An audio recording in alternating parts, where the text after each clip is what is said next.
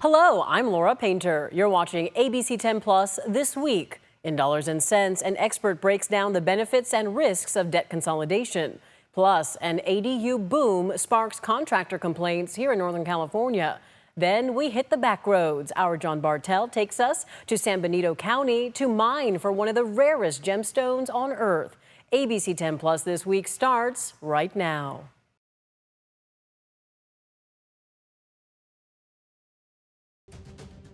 Folks, there is no such thing as a sanctuary city. There's no such thing as a sanctuary state.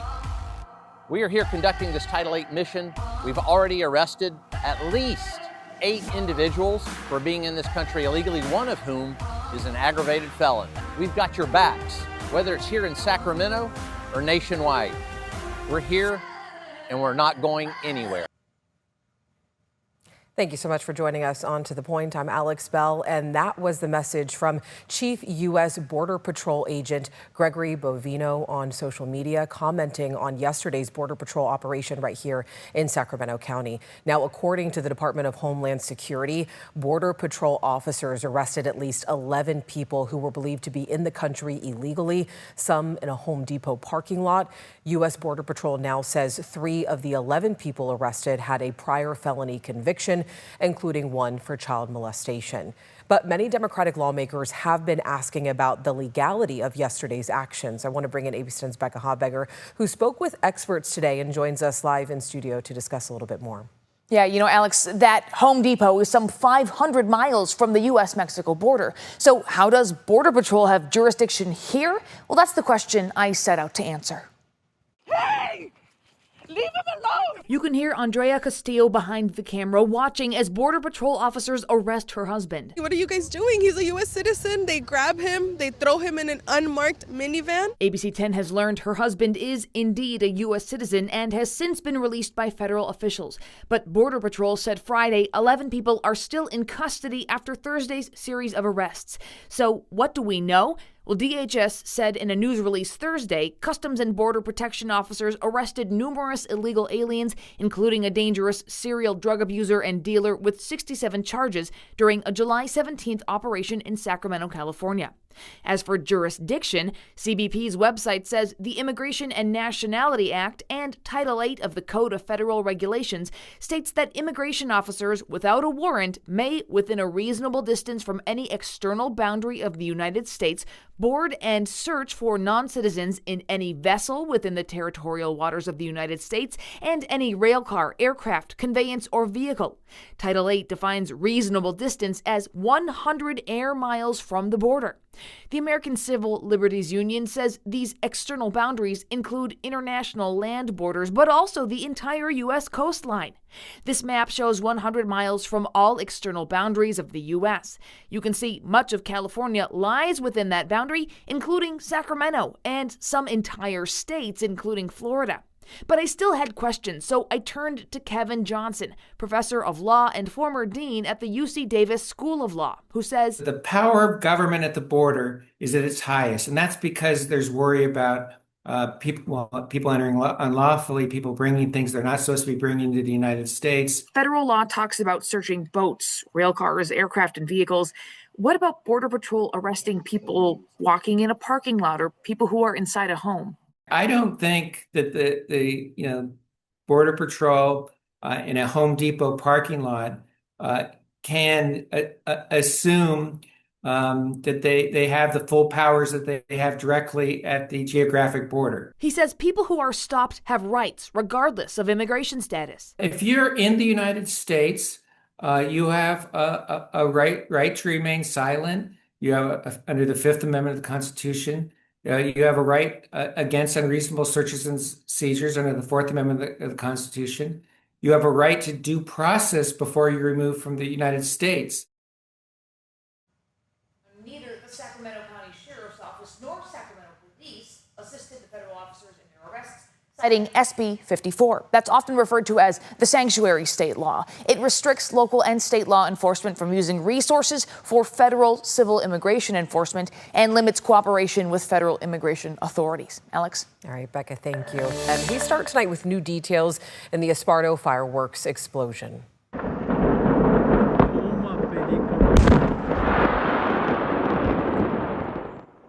It's been nearly 2 weeks since a warehouse full of fireworks exploded in Yolo County, which launched a major investigation. 7 people were killed.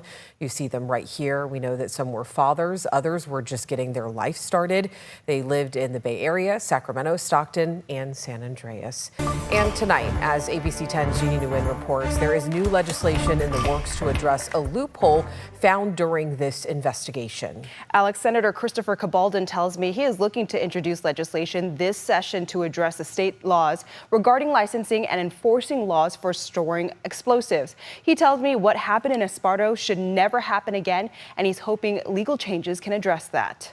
That's our task in the Capitol and elsewhere to make sure that we tighten up these systems so that this sort of tragedy does not visit another community. After 7 people lost their lives in an explosion at a fireworks facility in Esparto, Yolo County Senator Christopher Cabaldon says there needs to be changes at the legislative level. We're considering and researching a set of legislative proposals to tighten up what the state's both regulatory and licensure role, and then to make sure that the locals have the tools, because as you know, we've been dealing both with some of the issues around licensing, but also the failure to abide by land use restrictions and other things that could have prevented this. The fireworks facility in Esparto was linked to 2 companies, Black Star Fireworks and Devastating Pyrotechnics.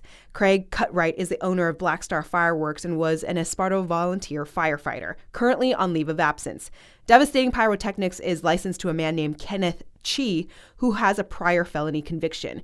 While he was unable to get a federal license, he was able to get multiple fireworks licenses through the state of California. Senator Cabaldon says he's looking to address that and if they're in violation of zoning laws. If they're blatantly violating the zoning laws, right? So there's more here than just the lack of federal-state harmony. There's also blatant disregard and violation for the law, and we have to ensure that we're able to detect it and then to enforce against it. Documents show Cutright applied for multiple permits to hold fireworks shows and included liability insurance ranging from $1 million to $5 million in coverage.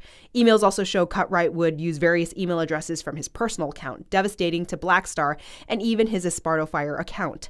Cabaldon says the details of his legislation will depend on the ongoing investigation into the fire and the people involved. During a press conference on Monday, Attorney General Rob Bonta acknowledged the complicated investigation. We're watching closely. We're aware of the situation on the ground. We're certainly also aware of the state's actions and their explanations, the actions that they've taken to maintain the integrity of the investigation, to maintain an appropriate degree of independence. As the investigation continues, Cabaldon tells me this is a grim reminder of the dangers of fireworks, regardless of the celebration. We have to treat them with the respect that they need, but also to remember that we have to both have the right policies and laws and regulations and safeguards, but we must enforce them. Last week, an attorney representing Kenneth Chi told ABC 10 he is innocent of any wrongdoing in the Yolo County fire and will refrain from making any additional comments until the investigation is complete. Craig Cutright did not respond to my request for comment. Senator Cabaldon tells me we may see new legislation addressing issues from this fire be introduced before the end of this session, which could happen in the next few months. Alex.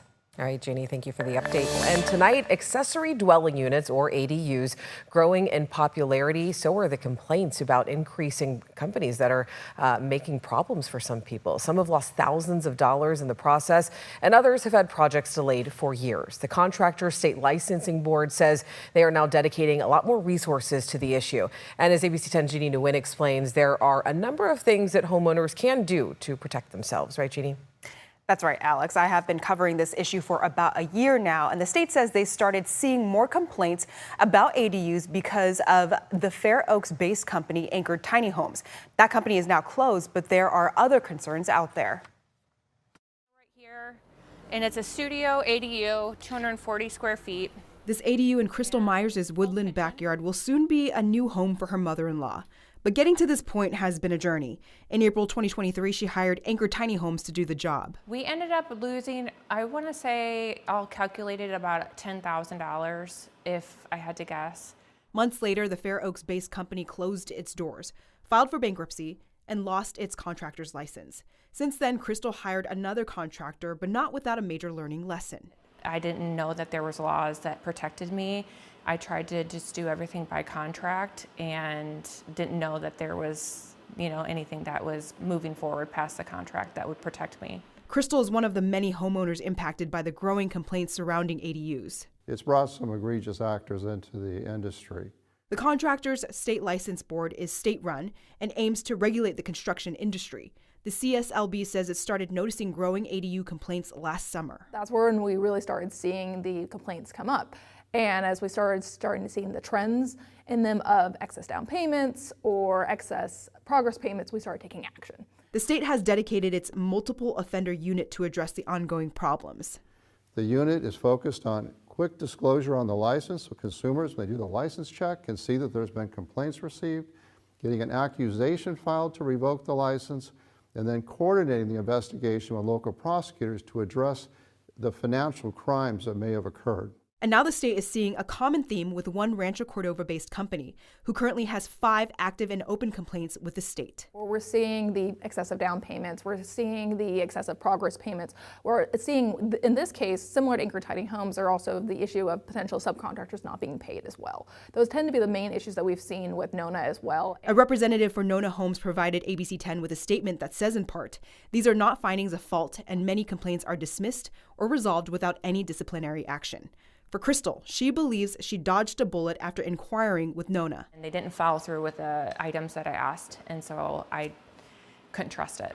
Crystal opted to go with another company after getting a referral and doing more research. If everything goes according to plan, this should be move-in ready within the next 2 weeks. Crystal says this has been a long time coming for her mother-in-law. She's ready. She's excited to move in here and anxious. Yep. As for the people who have lost money, the state wants you to keep this in mind. $1,000 for the down payment and only paying for work as it's being done or supplies are being delivered. The contractor's state license board says it is in the process of hiring 3 additional investigators for its multiple offender unit to expand the team to 10 staff members. We have also posted the full statement from Nona Homes and an acceptable sample payment schedule from the state on our website at abc10.com. Alex. Time now for Dollars and Cents. Many of you have been sending me questions about ways to manage your debt. One way to do that is through debt consolidation. It's a way to roll up multiple debts into one payment. But a Sacramento-based financial coach tells me you'll first want to weigh the risks and the costs. A viewer wrote to me asking a really good question. Do you suggest debt consolidation? What are the perks as well as the downsides? Do you have recommendations on what to look out for if you move forward with debt consolidation of our credit cards? Do you suggest a debt consolidation? Great question, and it really does depend on you and your situation. Debt consolidation rolls multiple debts into a single payment. Financial advisor and coach Maureen Paley says debt consolidation might make sense for you if you have high interest rate debt spread across multiple loans and credit cards. Sometimes debt consolidation can be helpful because usually it just wraps things up in one payment. And people like that for ease of simplicity. Paley says one way to do that is by getting a personal loan from your bank and use that money to pay off your other debt. But make sure the interest rate on your new loan is lower than what you're currently paying and that you can pay the monthly payment. Also keep in mind the loan amount and interest rate you qualify for. This can be a good way to hit the brakes on it spiraling out of control. But keep in mind, if you use a loan to do that, you still have a debt burden and you still have to pay that loan that's now going to pay off the other debts. If you'd rather have a professional help you navigate all this, Paley warns a debt consolidation company could charge a fee. In my time as a financial coach and counselor, I have seen people making monthly payments in debt consolidation that was way more than what they needed to be paying. So Paley encourages you to take matters into your own hands. All of us as consumers of credit can take the same steps that the debt consolidation companies take. They're not doing anything that we already don't have the power to do. You might also be able to get free help. Paley suggests Green Path Financial Wellness, a national nonprofit which, according to its website, helps people build financial health and resiliency. There's also Sacramento's Financial Empowerment Center, which I first introduced to viewers back in 2023. It offers free one-on-one coaching for residents. There are also free debt consolidation calculators online, like this one from NerdWallet. If you decide to work with a debt consolidation company, Paley reminds you to get in writing everything they're going to offer you and the costs associated. For more money advice to help you navigate our changing economy, stream all of my Dollars and Cents stories right now on the free ABC10 Plus TV streaming app. You can also email me your questions at lpainter@abc10.com. Now to an ABC10 exclusive. Tonight, it's a picture worth 1,000 words. A mother leaving this note in the woods, writing she's stranded with her son. They have no service. Please call 911. The mother, Tammy, said they took a wrong turn in Calaveras County while on the way to a Cub Scout camp Friday. In an ABC10 exclusive, Tammy and her son spoke to ABC10's Roxanne Elias, explaining what ultimately saved them.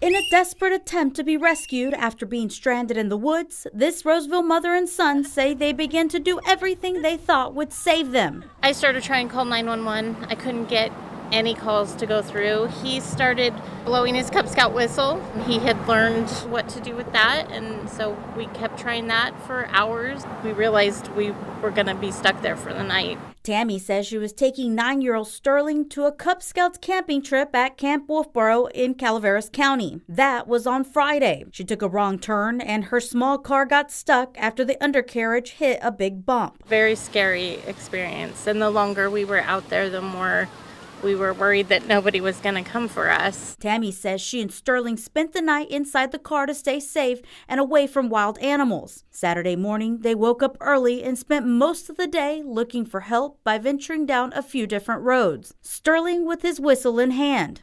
We didn't want to get lost from our car, so we did leave a note on our car saying that we were walking away by foot.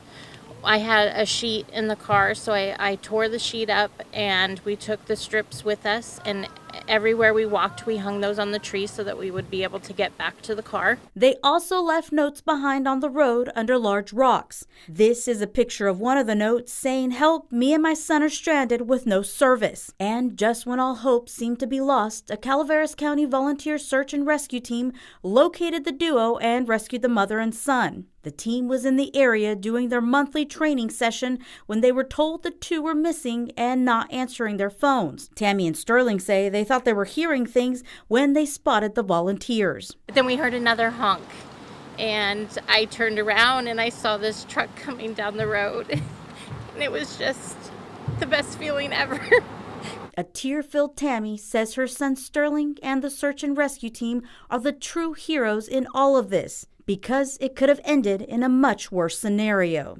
It was just a very scary experience. In general, it was just really scary, and I'm also really emotional with all the support we got. Our friends, our family that got on the phones, calling hospitals, calling 911. The mother says they were lucky to have food in the car, which they had planned to use for that camping trip. Her biggest advice now to other families is to be prepared for anything that may happen if you go on a trip where you may lose cell phone signal. Our champions of hope, because we know that in news, stories are filled with challenges and hardships, but incredible things are happening every day. From neighbors helping neighbors to inspiring acts of kindness, each week we're sharing stories of people who are really making a difference. So tonight in our Champions of Hope, we introduce you to a local woman who took a simple idea and built a powerful community. Tonight, how a walk turned into a journey of healing, connection, and growth. What started as one woman's journey through pain. About 3 years ago, I was diagnosed with rheumatoid arthritis, and I wasn't able to do the normal activity that I was used to doing. Has grown into a powerful movement. Jennifer Kidwell's diagnosis left her in pain and on medication, changing her body. After talking with her doctor, she found a way to help heal. So I started walking and I fell in love with it. And it was something that was really therapeutic for me and with my disease. And so then I thought, maybe there's other girls who want to walk. She started Good Vibes and Strides, a walking club. Just an amazing amount of responses saying, yes, I'd love to join you. And so it's the official walk that I planned. And I had 113 girls sign up for that. Once a month, the group laces up for a new scenic route around the greater Sacramento area. The outings are open to women of all ages and backgrounds, offering more than just exercise, but a space for connection and community. As you get older, I think that your friend groups get smaller and then it's harder to meet people. So I absolutely welcome the older generation. I feel like there's also something super important about cross-generational conversations. There's things that you can learn from each other, and we have a lot more in common than we like to think we do. Jennifer encouraging women to introduce themselves to new faces and reach out to anyone walking alone. Every single event, we've had girls that come solo. So I always say, you might come solo, but you won't leave solo. You will always be walking with somebody. No girl walks alone. And Jennifer says women have shared how these walks have really helped them break through loneliness, building meaningful friendships, and also discovering strength that they didn't even know they had. And I do want to mention there is a walk that's happening this Saturday. It's a Cool Girl Walk from 8 a.m. to 10 a.m. and it's at the Roseville Galleria inside, so you can beat the heat. If you want to check out the details, you can always look for our story on ABC10.com.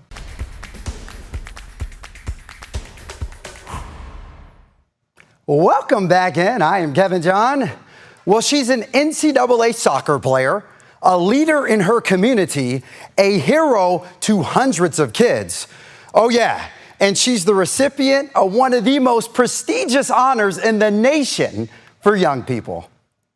I checked my email, saw the announcement. I was just shocked. Marlise Nauman was one of just 20 people across the nation to be selected as a recipient of the annual Billie Jean King Youth Leadership Award. This award, which is given out by ESPN, is presented to young people who are using the power of sports to strengthen their communities. I always wanted to have an impact on the students. That was always my goal, but I never envisioned that that would become more than just impact on the individuals. Marlise is a 2025 graduate of McClatchy High School in Sacramento, where she starred on the school soccer team. Marlise has also served with Street Soccer USA as a coach, mentor, and advocate for those who come from underprivileged backgrounds. I've always wanted to be a coach, and I've always had small opportunities here and there, but street soccer really gave me the opportunity to have that passion bloom. You, at the age of 18, you're mentoring coaches, you're changing lives, you're transforming lives, you're giving back to your community. Why is that so important to you? Honestly, I think from a young age, I've kind of seen my path. The support of everyone who's been with me pushed me to this point where I can give back. And I think it's such a blessing to be at a point in my life where I'm able to look at my experiences and appreciate my experiences and know that I want to provide those to others. Marlise will be heading to CSU Dominguez Hills in the fall, where she will continue her soccer career. As for her career aspirations, I plan to have an international research foundation on prison rehabilitation. So I want to work on having formerly incarcerated people rehabilitated into society in efforts to lower our incarceration rates.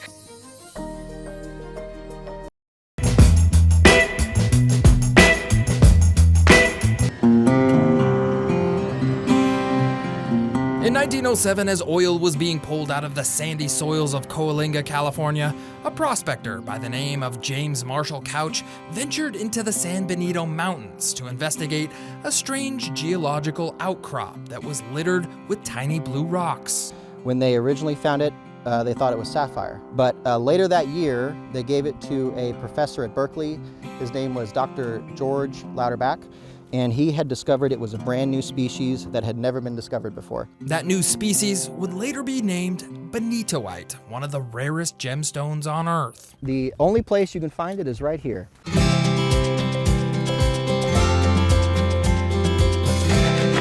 John Schreiner and his father Dave Schreiner are the proud owners of the Benitoite Mining Company. What we're doing is we're building lifelong memories for the kids that come here. They remember this the rest of their life. The Shriners were lucky enough to buy the mine back in 2005 after several commercial mining companies before them ended up running into benitoite supply issues. Tiffany's actually wanted to get an exclusive deal with them, but I imagine benitoite's so rare they probably couldn't mine enough for Tiffany's bottom dollar, so I don't think that deal went through. Instead of commercially mining and selling the gemstones, the Shriners opened up the benitoite mine to the public and now operate it much like a you-pick apple orchard. Bonitoite is a small hexagonal-shaped gemstone named after the San Benito Mountains, which were uniquely formed by high-pressure movement of the Earth's convergent plates colliding over millions of years. That area is from a hydrothermal vent, similar to the way diamonds are formed. Because of its rarity, bonitoite was actually named the California State Gemstone back in 1985. But if you want to find one of these gemstones, be warned. It's a labor and time-intensive process. It's kind of a dirty job. It's a very dirty job. Yeah. As a guest at the bonitoite mine, you're provided with all the tools you'll need, including a shovel, sifting box, and wash trays to help you locate a potential gem. Gonna start throwing these out. I know there's not gonna be nothing on those. Like Get rid a of process those. of elimination here. That's right. That's Okay. right. Process of elimination. One of the unique aspects about bonitoite is that it glows under UV black lights.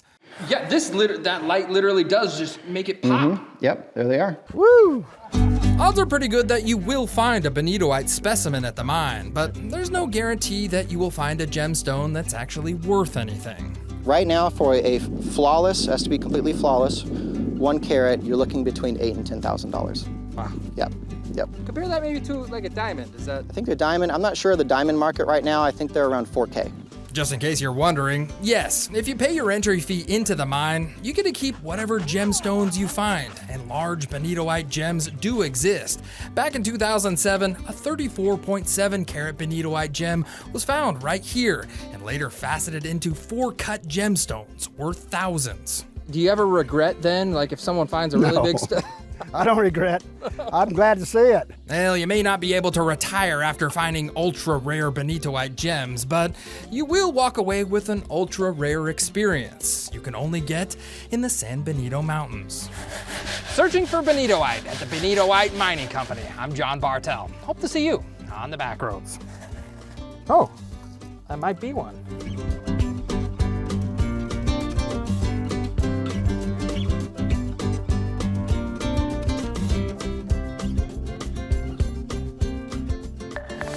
Thanks so much for watching ABC 10 Plus this week. We're here 24/7 on the free ABC 10 Plus TV streaming app. You can get your local news and weather anytime, anywhere. I'm Laura Painter.